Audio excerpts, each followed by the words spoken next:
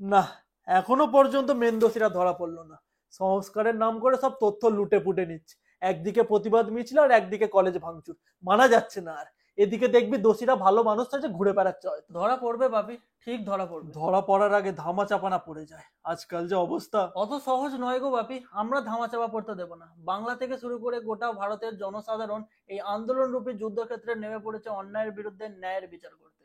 আর এই যুদ্ধে যতক্ষণ না পর্যন্ত ন্যায়ের জয় হচ্ছে ততক্ষণ পর্যন্ত আমাদের প্রতিবাদ চলতেই থাকবে। প্রতিবাদের ফলস্বরূপ ওই তো 10 লক্ষ টাকা আর সিবিআই এর হচ্ছে ঘন ঘন তলব, ব্যাস আর কিছুই তো হচ্ছে না। এই ঘটনায় বাপি যেই মায়ের কোল শূন্য হয়েছে সেটা 10 লক্ষ টাকার 6টা শূন্য দিয়ে ভরানো যাবে? ভরানো যাবে না বাপি। আরে আমিও তো একটা মেয়ের বাবা রে, তুই ভাবতো যেই বাবা মায়ের সাথে এটা হয়েছে ওনাদের কি অবস্থা। ওনারা যদি দেখে এত প্রতিবাদ মিছিলের পরে ওনার মেয়ের কোনো জাস্টিস হলো না, তাহলে পুরো সিস্টেমের কাছে ওনাদের আর ভরসা থাকবে?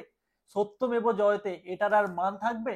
থাকবে না তাহলে। আর কটা দিন পরই তো দুর্গাপুজো, তার আগেই দেখো এইসব অসুরদের দমন হবেই। মানুষরূপী অসুরদের দমন হোক বা না হোক, মায়ের আগমনে 85,000 টাকা আর মায়ের বিসর্জনে 10 লক্ষ টাকা, এটাই তো বাংলার রায় আর বাংলার ন্যায়। কোনটা সঠিক বাংলার রায় আর কোনটা সঠিক বাংলার ন্যায় বাংলার মানুষরাই দেখাচ্ছে, আর দেখাবেও যতক্ষণ না পর্যন্ত মেন দোষীদের সাজা হচ্ছে। শুধু সাজা পেলে চলবে না রে, চরম থেকে চরমতম যেন সাজা পায়, যা দেখে ভবিষ্যতে এরকম নিচ মাইন্ডের ব্যক্তিরা মেয়েদের দিকে তাকাতেও ভয় করে। হ্যাঁ বাপি। আর একটা জিনিস দেখেও আমি অবাক হলাম, যারা মা বোনদের নিয়ে গালিগালাজ করে তারাও দেখি আজ নারী সম্মান নিয়ে কথা বলছে। এটা যেন আর না হয়। মুখের ভাষাতেই যদি আমরা নারীদের সম্মান না করতে পারি, তাহলে রিয়েলিটিতেও আমরা কখনো পারবো না। হ্যাঁ বাপি, কিন্তু আরেকটা জিনিস ভেবে সত্যি অবাক হচ্ছে বাপি, এত বড় ঘটনা ঘটে গেছে যার জন্য আমরা প্রতিবাদও করে যাচ্ছি, কিন্তু দেখো ভারতবর্ষে এদিক ওদিক থেকে এখনো মেয়েদের উপর এরকম নির্মম ঘটনা ঘটেই চলেছে, তার খবর এসেই যাচ্ছে। কারণ ওইসব জানোয়ার গুলো জানে যে আমরা কিছুদিন মোমবাতি মিছিল করব, আর মোমবাতি নেবার সাথে সাথে বিচার পেতে পেতে সবকিছু ধামাচাপা পড়ে যাবে।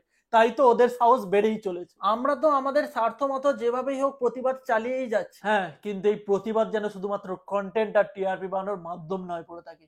প্রতিবাদের ফলস্বরূপ মেন দোষীরা যেন চরমতম শাস্তি পায়। হ্যাঁ বাপি, পাবেই, শাস্তি পাবেই। আর যদি না পায়? যদি না পায় তাহলে সেটা আমাদের ব্যর্থতা, বাংলা সহ পুরো ভারতের হার। কিন্তু আমরা যতক্ষণ না বিচার পাচ্ছি আমরা হার মানবো না। এই প্রতিবাদের আগুন যেন সময়ের আগে নিভে না যায়। যাই হয়ে যাক না কেন, মেন দোষীদের সাজা আমাদের পাওয়াতে হবে। পাওয়াতে হবে মিন্স পাওয়াতেই হবে, তবে কি আসল জাস্টিস হবে।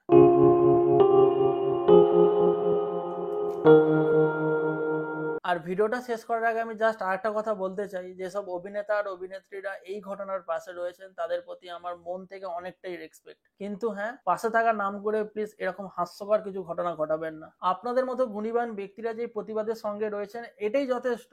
আপনি শাঁখ বাজাতে পারেন না, বাজাবেন না। আমি গান গাইতে পারি না, আমি গান গাই না। মানুষ সবকিছু পারে না, এটা মানতে শিখুন। তা বলে এরকম হাস্যকর ভিডিও প্লিজ দেবেন না। এটা কোনো লাইট ক্যামেরা অ্যাকশন চলছে না যে এখানেও আপনাকে অ্যাক্টিং করে দেখাতে হবে। এখানে আপনার মন থেকে যেটা আসবে সেটাই সবাইকে দেখান, তাহলেই হবে। এটাই একান্ত আমার কাম্য।